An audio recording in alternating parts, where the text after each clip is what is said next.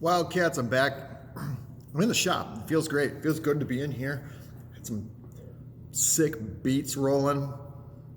In here cutting stuff up, making it happen, turning and burning, moving and grooving, shaking and baking. Icy cold, total refreshing, thirst quenching Mountain Dew. Got a whole bag of Deutschland meat sticks, the really good ones, the jalapeno cheddar, fantastic. But I've got a couple tools I want to show you today. And if you watched yesterday's video, you'll be familiar with some of these you may not. Let's take a look, see what we got, and we'll talk a little bit about the value. Some of these are kind of expensive. Is the value worth it? Why would I use one of these instead of an electric sander or something like that? We'll talk about all that. First thing I want to talk about is this. This is my coveted Starrett square. It's not just any square, it's a combination square. You might see that on a quiz. This is called a combination square.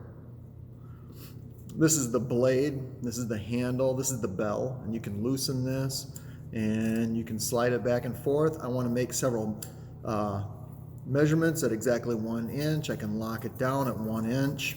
I can move this back and forth. It's fantastic. This is invaluable. As a matter of fact, this one's made by the Starrett company in Massachusetts. And you just feel the weight of this thing. It's heavy. It works every single time. Some of the cheap ones, they slide. Even though I've got it locked down, the blade wiggles a little bit. And I've had this thing for over 10 or 15 years, and it's a reliable piece of equipment. I use it every day. And people say, you know, you spent $100 on that? Is that worth it? Absolutely 100%. I have used this tool over and over and over and over. I've never had to replace it. So we'll talk more about combination squares and why they're so fantastic. A couple maintenance things. The students scrape glue with the ends, and this is mine. This is my personal one. You can see the glue on the end of it. Some little sticky fingered freshman has got their hands on this and scraped glue with it, and you can see all the junk on the end. Put your head in a vice. So this is a necessity. If you don't have one, go out and get yourself a cheap one. Put it in your tool bag because they're really, really nice to have. This one's got 64ths, 32nds, 8ths, and 16ths on it. And if you have one of these, you'll never regret owning it. I should probably laser engrave my name on it. The other tools that we're going to talk about today are the chisels. I've got 2 of them here that I took out of the cabinet. One, look at this thing. Used and abused. Students have just run this thing over. Let's look at it. It's been like scraping paint. It's probably been used as like a primitive Pete. Someone's been using this as a screwdriver or to pry paint lids off and stuff. Just totally wrecked.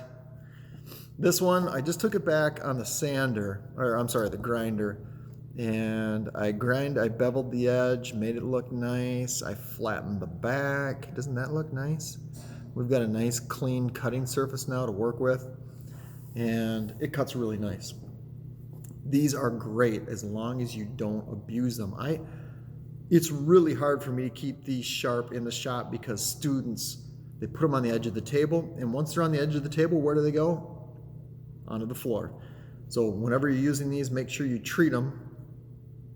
These are my babies. Make sure you put these in the center of the table when you're done with them so they don't fall, get chipped, damaged, because then they're kind of worthless. You might as well be using a screwdriver. Set that aside here. Stand by.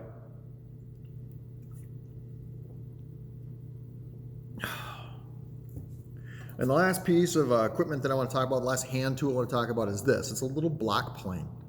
Man, this thing, if you get it tuned right, if it's sharp and it's tuned right and you've got it straight and the blade is sticking out the right amount, this thing is it's just fun to use. Get yourself a board and just start making curls with this thing. I'll show you how to use it. It's just fun to use.